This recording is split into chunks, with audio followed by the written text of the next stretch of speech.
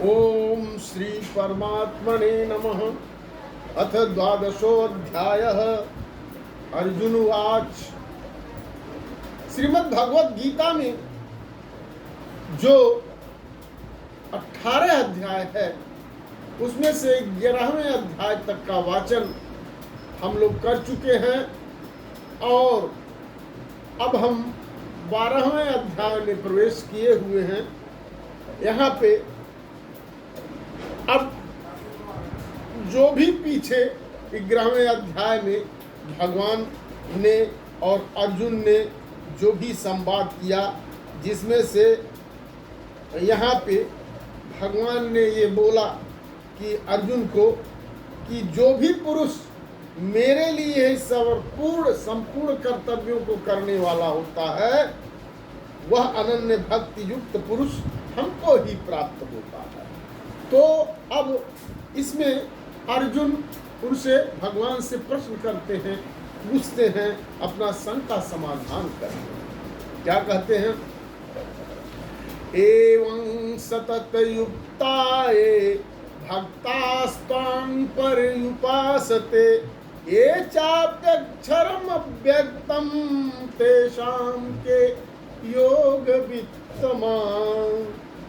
अर्जुन कहते हैं, हे भगवान, जो अनन्य प्रेमी भक्त जन हैं और जैसा कि आपने पूर्व में कहा है वो निरंतर आपके भजन और ध्यान में लगे रहते हैं और सगुण परमेश्वर को पूजते हैं, वो सगुण परमेश्वर की आराधना करते हैं। और एक जो दूसरे हैं जो केवल सच्चिदानंद घन जो अविनाशी हैं, निराकार ब्रह्म को अति श्रेष्ठ भाव से भजते हैं। अर्थात एक जो है वो निर्गुण ब्रह्म और एक दूसरे जो है सगुण ब्रह्म की उपासना करते हैं। तो हे प्रभु, हमें बताएं उन दोनों प्रकार के उपासकों में से अति उत्तम योग जानने वाला कौन है?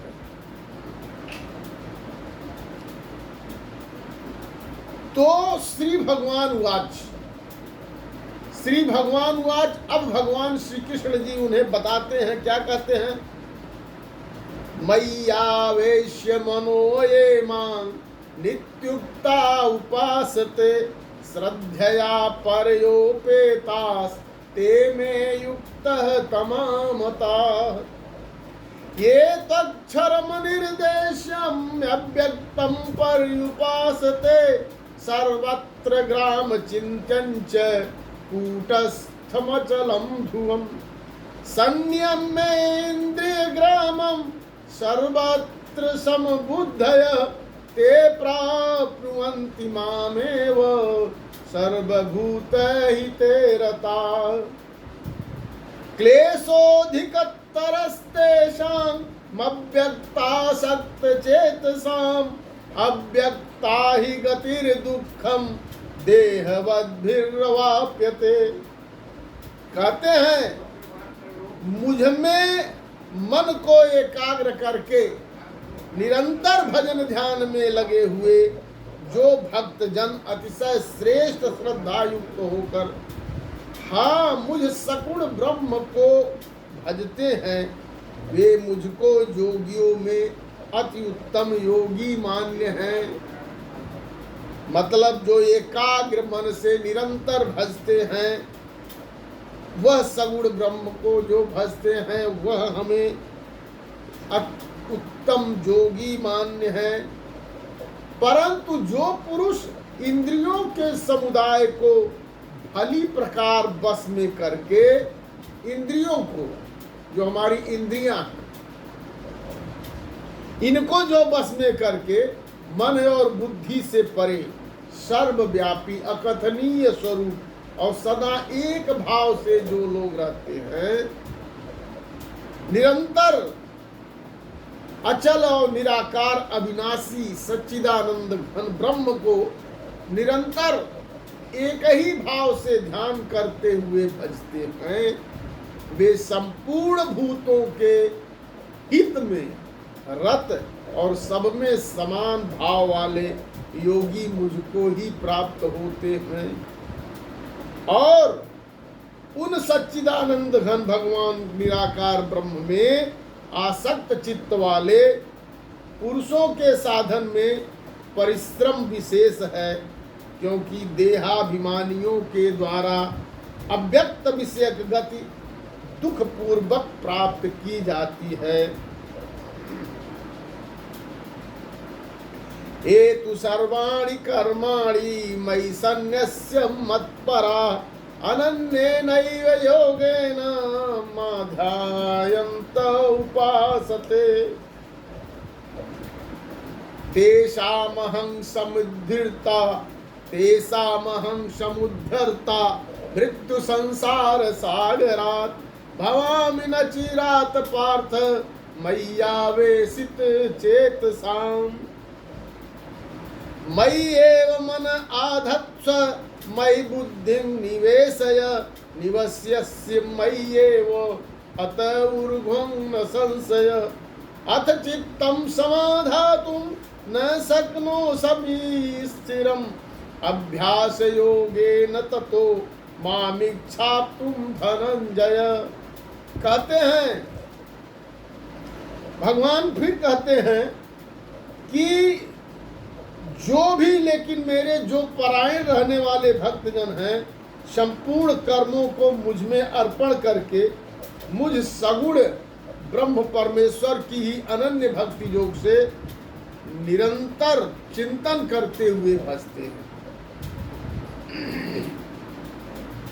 भगवान कहते हैं, क्या कहते हैं, हे अर्जुन, जो मुझ में चित्त लगाने वाले भक्त प्रेमी भक्त हैं, मुझ में जो चित्त लगाते हैं, उन्हें मैं शीघ्र ही मृत्यु रूप संसार समुद्र से उद्धार करने वाला होता हूं। जो मुझ में ही चित्त लगाते हैं और मुझ में मन को लगा, मुझ में ही बुद्धि को लगा, इसके उपरांत तू मुझ में ही निवास करेगा, इसमें कुछ संशय नहीं है।